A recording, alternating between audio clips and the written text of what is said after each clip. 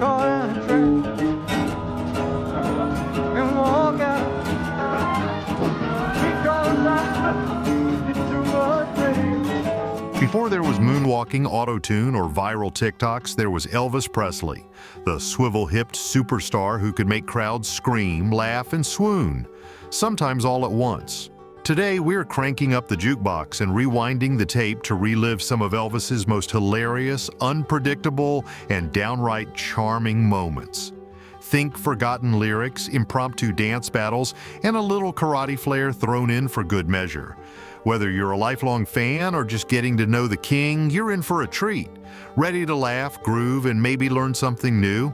Let's jump into the fun and hey, pop quiz. Can you guess Elvis's go-to comfort food? Comment your best guess below. The funniest on stage. When Elvis Presley stepped onto a stage, you never knew quite what to expect. Sure, you were guaranteed iconic vocals, electric dance moves, and that signature charm, but what made his performances truly legendary was his spontaneity. Elvis didn't just perform, he played, joked, and let his personality shine through in a way that captivated millions. Let's go back to a now iconic moment from 1969. Elvis was in Las Vegas, mid-performance of the heartfelt ballad "Are You Lonesome Tonight," when something hilariously unexpected happened. Known for occasionally tweaking his lyrics for fun, Elvis spotted a man in the front row wearing a very noticeable toupee. With a mischievous grin, Elvis sang, "Do you gaze at your bald head and wish you had hair?" The audience burst into laughter, but it didn't stop there. The man, clearly a great sport, dramatically removed his wig and waved it in the air like a trophy. Elvis completely lost it. He couldn't keep a straight face, and neither could the band. What was supposed to be a tender moment turned into a comedy show, and fans loved every second of it. This wasn't a one-off event. Elvis had a reputation for being unpredictable on stage. He loved to throw in unexpected ad-libs, goofy impressions, and sudden dance breaks that had his audience rolling with laughter. Sometimes he'd fake forget a lyric just to see how his band or backup singers would react. There were times he'd even stop a song midway to crack a joke or interact with someone in the crowd. One night, he paused between songs, looked out into the crowd, and said, "Ladies and gentlemen, my belt is too tight and my pants are too loose. Pray for me." It's moments like these that made Elvis more than a performer. He was a showman in the truest sense. Fans didn't just go to hear his music, they went to see him. Another time, during a high-energy rendition of Jailhouse Rock, Elvis did an impromptu slide across the stage, only to end up flat on his back. Without missing a beat, he raised the mic and said, "Well, folks, that was my new dance move. I call it the accidental split." The audience roared. His stage antics became legendary, not just because they were funny, but because they felt so real. In a world of polished, rehearsed performances, Elvis brought a breath of fresh air. He embraced the chaos, made people laugh, and created moments that fans would remember for the rest of their lives. Studio shenanigans. Behind the scenes. While the stage was Elvis's playground, the recording studio was his comedy club. Hidden from the spotlight, Elvis let his guard down even more, showing a goofy, lighthearted side that few outside his inner circle got to see firsthand. Lucky for us, some of those moments were caught on tape or retold by those who worked with him. Recording sessions with Elvis were anything but boring. Musicians and producers often arrived expecting a focused session, but quickly learned that working with Elvis meant embracing the unexpected.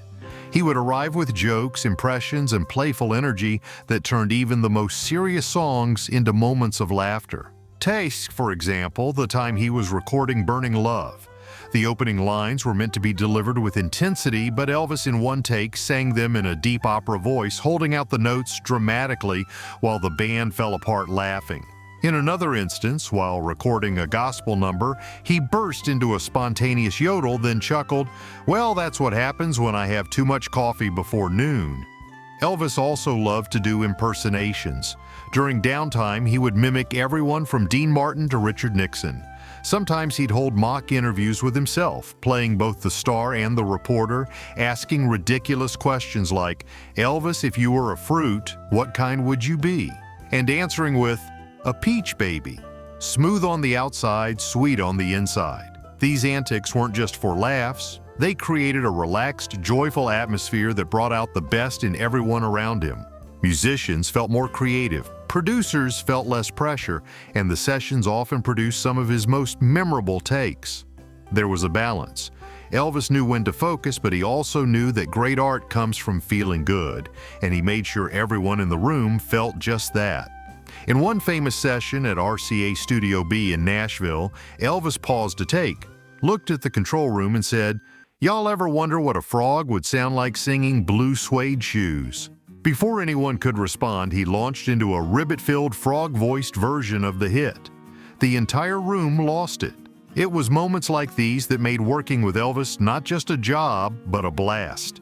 His laughter was infectious, and his ability to not take himself too seriously helped everyone else relax and enjoy the ride. The king of comebacks. Elvis in interviews, Elvis Presley wasn't just captivating on stage or in the studio, he was just as charismatic in interviews. Whether it was a press conference, a radio appearance, or a late-night TV spot, Elvis had a knack for turning even the stiffest quanda into a comedy bit. Early in his career, reporters were fascinated with his style, his moves, and especially his hair. One interviewer asked, "Elvis, how much grease do you use in your hair?" Without missing a beat, Elvis quipped, "Enough to fry a chicken, ma'am." That sense of humor helped disarm critics and made fans fall for him even more. Another memorable moment happened during a televised interview in the 1970s. When asked how he handled the screaming fans, Elvis leaned into the mic with a deadpan expression and said, "Earplugs and karate mostly." The crowd erupted in laughter. His timing was perfect, his delivery smooth, and his face totally serious. He also loved turning interviews on their heads. During one press conference, he was asked a long-winded question about how fame had changed him.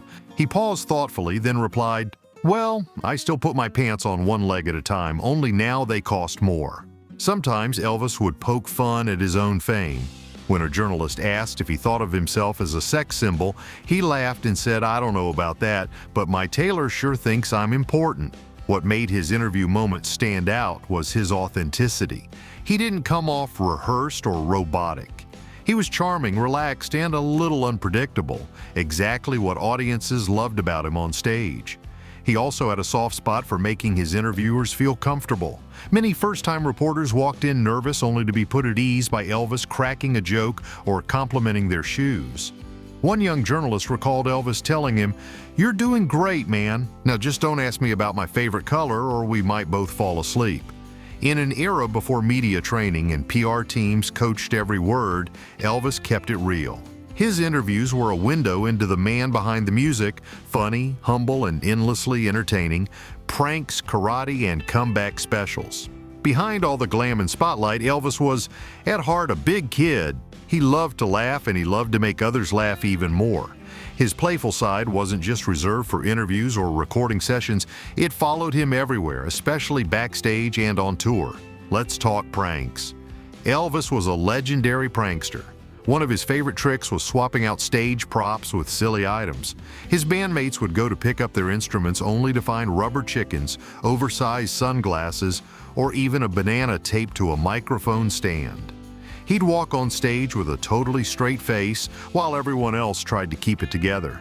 He once filled his backup singer's dressing room with inflated beach balls, dozens of them, so when she opened the door, they came pouring out like a tidal wave. She laughed so hard she almost missed sound check. And then there was Elvis's love for karate. This wasn't just a phase. He trained seriously in martial arts and held black belts in multiple disciplines. But true to Elvis' form, he couldn't resist blending his passion for karate with his showmanship. On stage, he'd throw mock punches, spin into martial arts stances between verses, and shout "Hi-ya" before launching into a new song. Fans were fascinated. Who else was mixing rock and roll with kung fu flair? During one concert, he even jokingly challenged his bass player to a fake sparring match right in the middle of a set. The bass player played along, dodging Elvis's attacks while trying to keep the rhythm going. It was all in good fun, and the audience ate it up. The 1968 comeback special is perhaps the ultimate showcase of Elvis's playful spirit. After a period away from live performances, Elvis returned with a stripped-down, intimate show where he let loose in a way fans had never seen before. clad in black leather and surrounded by friends and fans, Elvis laughed, joked, and delivered unforgettable renditions of his biggest hits. He wasn't just singing, he was connecting. He told stories between songs, teased his bandmates, and fed off the crowd's energy. It was a moment that reminded the world Elvis wasn't just back. He was better than ever. Dance moves, fan moments, and all-out Elvis energy to the fans, Elvis wasn't just a performer, he was a force of nature. His stage presence was electrifying, his energy unmatched, and his ability to make every person in the crowd feel like they were part of something special, that was pure Elvis magic. Let's start with the moves. Before anyone had heard of moonwalking or breakdancing, Elvis was making waves with his signature hip-shaking, knee-knocking, toe-tapping style. When he moved, it was explosive. He didn't choreograph, he let the music move through him. From subtle shoulder rolls to all-out gyrations that drove fans wild, Elvis turned rhythm into an art form.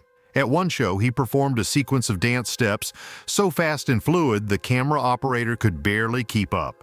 The crowd was on its feet, screaming. The whole stadium seemed to pulse with his energy. It wasn't just dancing, it was a shared moment of electricity between him and thousands of people. Then there were the fan interactions. Elvis had a way of turning massive concerts into intimate experiences. He would lock eyes with fans, smile in that unmistakable way, and hand out scarves, kisses, and handshakes like he was giving gifts. During one performance, he noticed a young girl in the front row holding up a handmade sign. He walked over, read it out loud. It said, "Hug me, Elvis," and without a word, leaned down and gave her the biggest bear hug of her life. He also loved engaging with fans mid-performance. One night, as he finished a song, someone shouted a request. Without skipping a beat, Elvis turned to the band and said, "Y'all heard him, let's do it."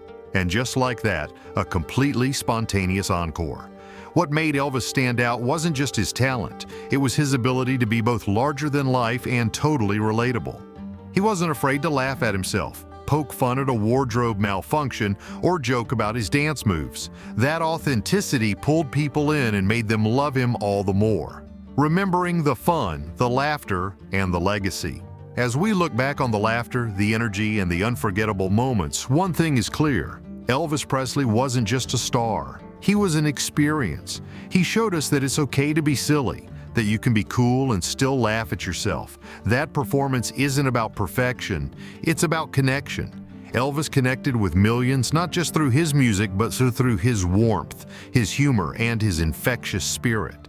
Decades later, we still talk about the time he giggled through an entire ballad, or launched into a fake karate battle with his bassist, or cracked a joke that made an entire stadium roar with laughter. These moments weren't part of the set list, they were part of Elvis being Elvis. And that's what makes his legacy so timeless.